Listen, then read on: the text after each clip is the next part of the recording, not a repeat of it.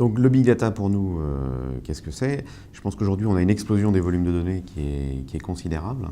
On a l'existant dans le système d'information qui, dans notre cas, on est une banque, donc on a plus de 30 ans d'historique sur certains contrats, puisqu'on a de l'archivage qu'on conserve depuis longtemps. On doit avoir 10 ans d'historique sur les mouvements de compte. Donc on a déjà des données métiers qui sont relativement importantes. Et s'ajoute à ça tout un tas de données qui proviennent, elles, du web ou de systèmes qu'on a pu mettre en place et qu'on collecte quotidiennement ou heure par heure, et qu'on a, on a un peu changé d'approche vis-à-vis de ces données, c'est-à-dire qu'on les collectait avant, on les analysait et puis on les jetait parce qu'on estimait qu'il n'y avait pas de valeur. Aujourd'hui, le big data pour nous, le changement radical, c'est qu'au lieu de les jeter, on les conserve. En termes de volumétrie, aujourd'hui, nous, on a mis en place une cellule Hadoop, qu'on évoquera sans doute un peu plus tard, qui représente quasiment un pétaoctet de données.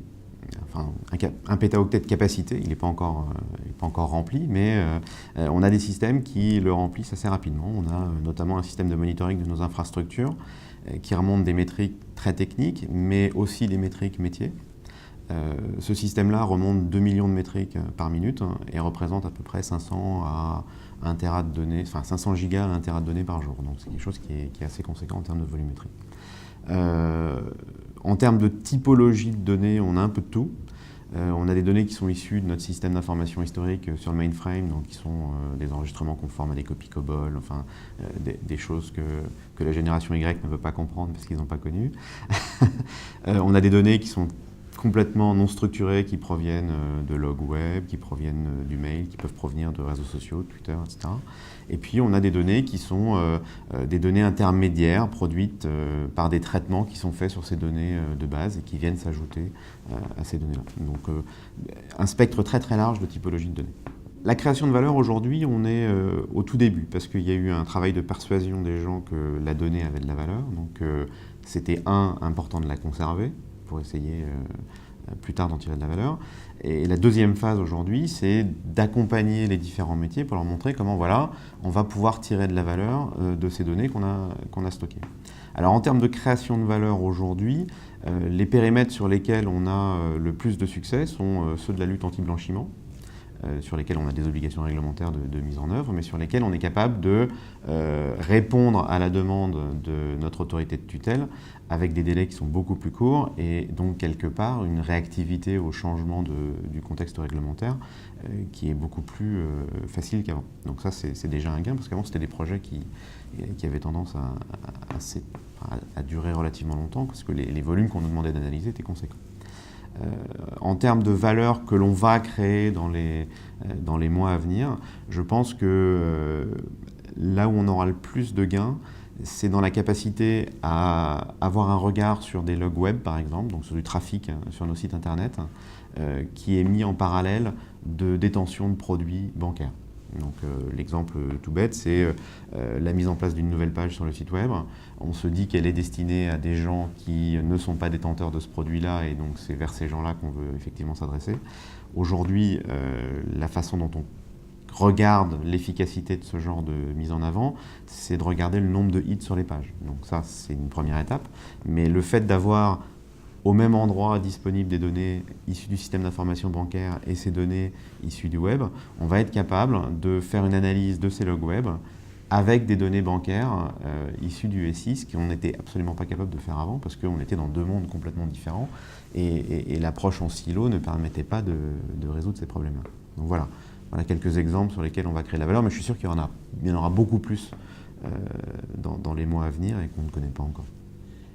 Alors, Hadoop, c'est un système qui a été conçu par un ingénieur qui s'appelle Doug Cutting, qui a très rapidement rejoint Yahoo, et qui visait à implémenter dans le domaine de l'open source des concepts et des systèmes qui avaient été décrits par Google dans deux articles fondateurs qui ont été publiés en 2003 et en 2004, et qui décrivaient le système de fichiers qu'utilisait Google qui s'appelait GFS, dont le pendant de Hadoop est un système de fichiers qui s'appelle HDFS, et un système de traitement des données qui s'appelait MapReduce, dont le pendant dans Hadoop s'appelle aussi MapReduce. Donc voilà, Hadoop c'est un socle, c'est ce socle-là principalement, sur lequel se sont greffés d'autres outils et qui permettent de mettre en œuvre de façon un peu plus facile ce socle technologique qui, il faut bien l'admettre, a une courbe d'apprentissage assez raide pour qui s'y immisce.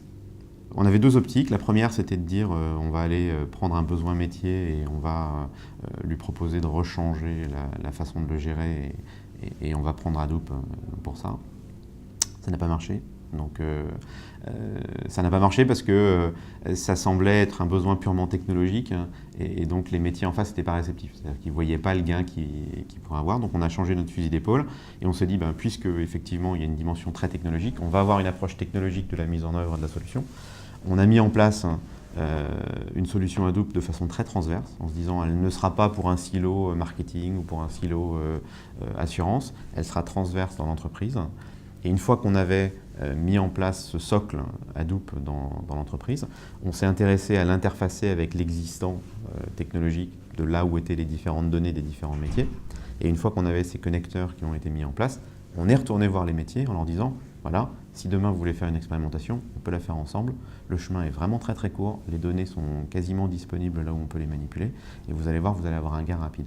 Et là, on a eu des gens qui ont été intéressés. Alors la genèse d'Hadoop au sein du Crédit Mutuel Arkéa, ça remonte à 2009. Donc on est à 3 ans et demi aujourd'hui de travail et d'investissement humain sur la chose.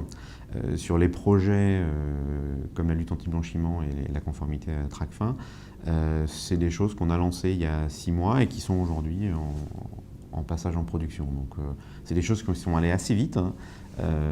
La décision de partir sur Hadoop a été principalement liée aux volumétries de données qu'il y avait à analyser et à l'inadéquation des solutions autres qu'on avait en place. Parce que voilà, si vous prenez un mois d'historique, c'est très bien, mais si vous devez prendre 6 mois, ça change complètement la donne. Donc c'est des projets qui sont relativement courts. On se rend compte que l'environnement qu'on a mis en place rend les gens assez efficaces, hein, et donc on a des délais de mise en œuvre qui sont absolument pas plus longs sur des projets classiques, voire plus courts, parce que la mise à disposition des données est quasi immédiate, puisqu'en fait, en ayant positionné Hadoop de façon très transverse, la mise à disposition des données se fait une fois, et après, ce sont des mécanismes d'habilitation qui permettent d'ouvrir ou non l'accès aux données à certains périmètres métiers.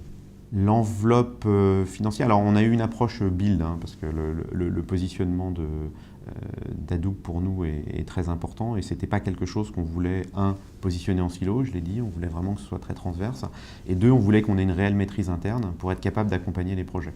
Donc ça représentait l'investissement d'à peu près, on va dire, 1,5 personne pendant 24 mois, d'accord, pour mettre en place la solution, architecturer les connecteurs, etc.